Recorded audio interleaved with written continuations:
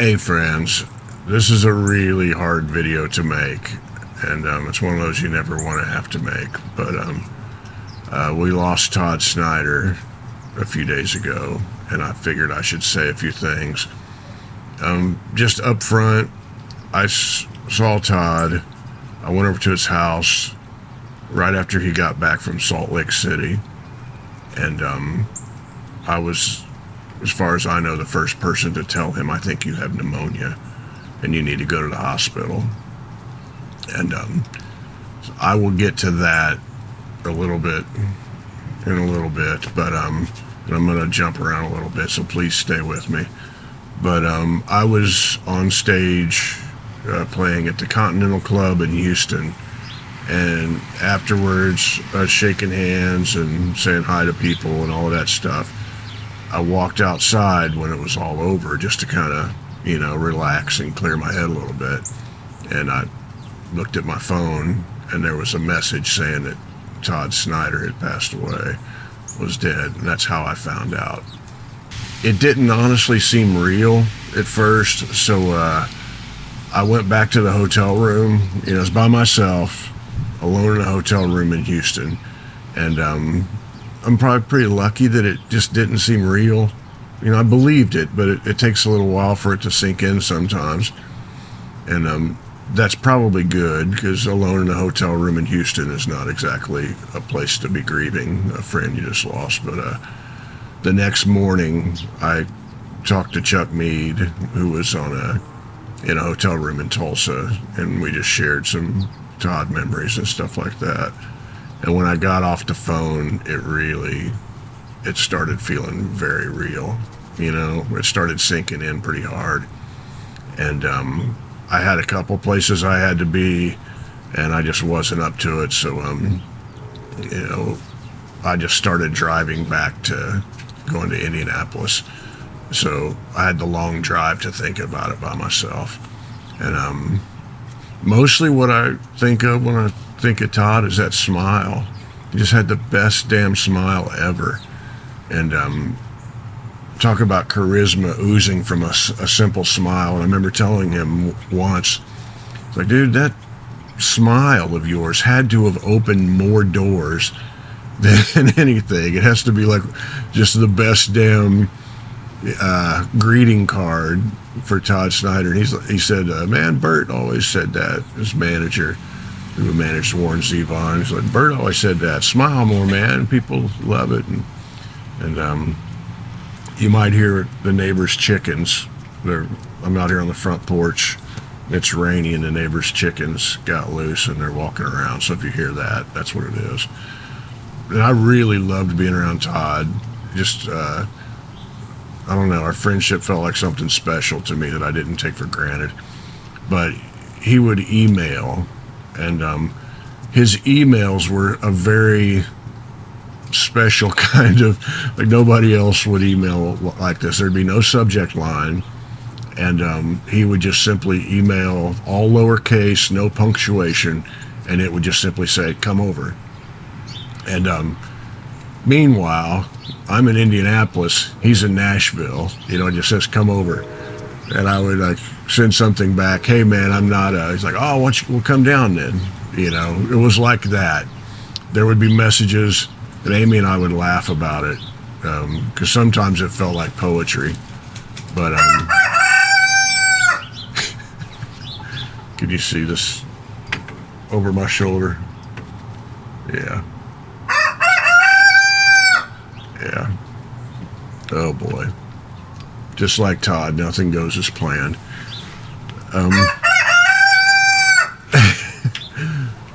His emails, he would send me an email saying something like, come over and we'll watch the Titans game. And, okay, so we go over, I'd watch the Titans game. And watching the Titans game with Todd meant that we would sit there for 4 hours watching Rolling Stones and Bob Marley videos. There you go, buddy. Throwing him some sunflower seeds so he'll shut up. There you go, buddy. Oh boy. this feels very fitting, honestly, because it seems a lot like a Todd production where nothing really goes like you plan it, and you just have to simply roll with it. But it's cheering me up at least a little bit. The chaos is cheering me up. When I heard, just like everybody else, that things got ugly in Salt Lake City, I immediately sent him an email. I was like, "Are you all right, man? You know what's going on out there?" And it was just kind of, I don't want to go into too many details. When he got back, he was obviously not in a good headspace, and I was worried about him. And then went back and forth with a couple emails, and then he sent me the police cam footage, and that's the first place I saw it. I would not have looked at it if it showed up online, because I didn't want to see Todd like that. But he sent it to me, and I watched it, and just kind of like, oh my God, what the hell's going on? And I said, I heard the policeman him say to the cop, "I need my medicine," and the cop said, "What kind of medicine do you need?" And he said, "Baclofen." So I immediately thought, what is that? And I Googled it. And let me pause for just a second. I immediately Googled Baclofen to see what it was. And everything that I say from here on is not, I'm not a doctor. I'm not trying to say this is like factual world over. I'm telling you the conversation that I had with Todd. So I want you guys to understand that. I said, "Todd, this is in an email. I Googled Baclofen, and it's not an opioid. It's not a narcotic. It's appears to be something that would be prescribed to people with pain." And Todd I should have said this earlier, man, Todd dealt with a lot of back pain for a long time, a lot. And also dealt with a lot of stomach issues that he had a surgery for. A lot of you guys know that, but he had a lot of pain he's dealing with. And so he had a prescription for Baclofen.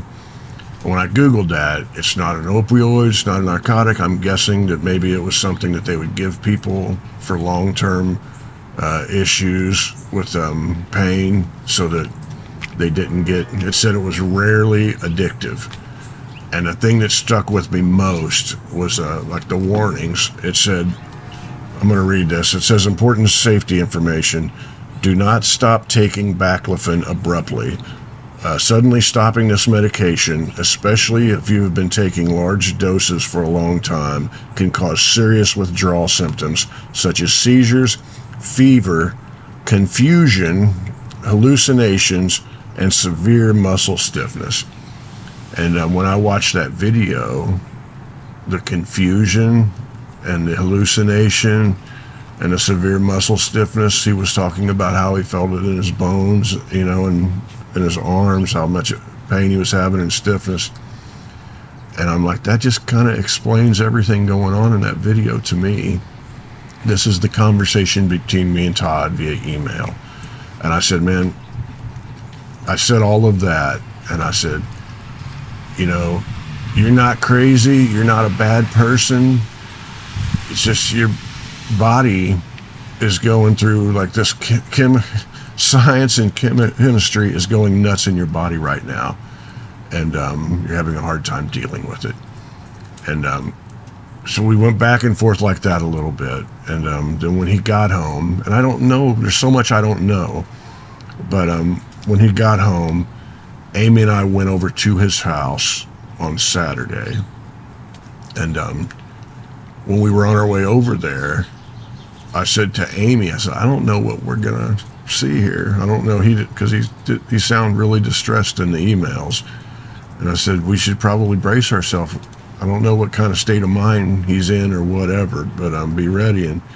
And when we came in, he was laying down on the couch, and he was very down, like very down, but he was coughing. Like when he leaned up, he had a really hard time talking to us because he was coughing a lot. And he's like, I don't know, man. I just got this cough and, can't shake it.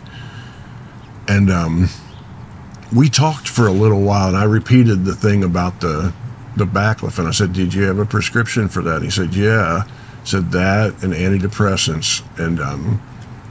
And he hadn't taken them for however amount of time when this video, all this stuff was going on. There's so much I don't know. And I don't want to be irresponsible, so I'm not going to say everything he told me, but I asked him and he told me everything that he knew about what had gone on. And he just kept coughing the whole time we were there. And finally, I was like, Todd, do you have pneumonia? And he's like, man, I hadn't thought about that, but I think that makes sense, because he said he'd had pneumonia before. He said it was like this. And I'm like, you need to go to the hospital. And he's like, I'll go to the hospital. And I'm like, well, why don't you let Amy and I take you to the hospital?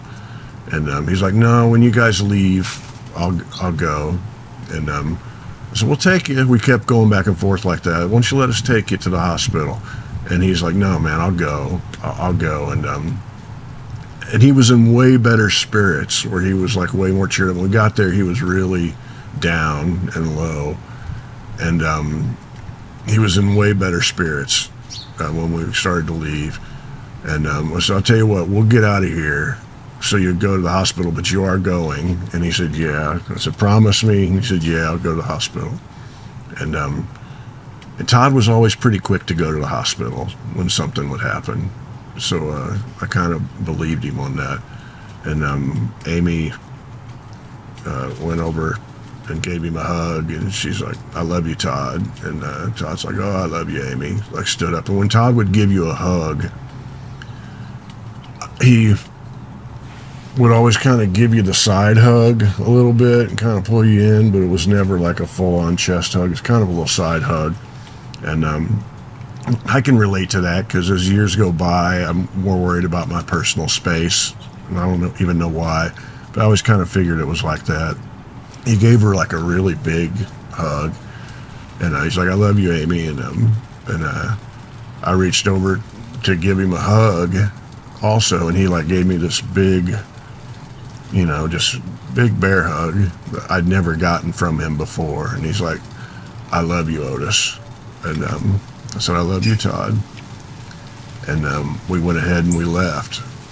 And that was the last thing he ever said to me. And it appears he either checked himself into the hospital that night or the next day. And I was playing at 3rd and Lindsley the next night, and we talked about Todd maybe coming to the show. And then when I got there, I was just like, I was going to say, you could sit in the back. If all this stuff went down, you could stay in the back room and watch there's a little place where you could watch from the side of the stage where people wouldn't know he was there. And then it was kind of like, dude, you don't need to be going out. And he's like, no, I don't need to be going out. So that wasn't a thing, but I had to immediately go play the show. Then I had to drive Amy back to Indianapolis. And then I had to drive to Houston to play a show. And in the course of all of that, I emailed him a couple times. Actually, that night, I emailed a few friends and said, man, Todd's not in the best headspace, and he probably would be good for you to just call him or email him and let him know that you are thinking about him and that you cared. And as far as I know, those people did. And I emailed him a couple times after that, but he didn't answer. And he didn't answer the other people. And I think the reason is because he was in the hospital. He went to the hospital and he stayed there. And somewhere in the course of the week, I saw the thing that was put out saying Todd has pneumonia and is in the hospital. And it sounded kind of serious, but I didn't really know. It was kind of, what the heck? And then on that Friday, so Saturday I saw him, and then on the Friday is when I heard he passed away. So, and I have a lot of questions. There's a lot of things he told me and said to me and Amy that I think it would be irresponsible to repeat them and all that. And I'm just kind of I'm trying to be patient and wait and, just see if I can hear more. But I don't know. This is not easy. This is very, very not the sort of thing that you know. So I'm just going to leave it there. Please don't speculate on a lot of stuff.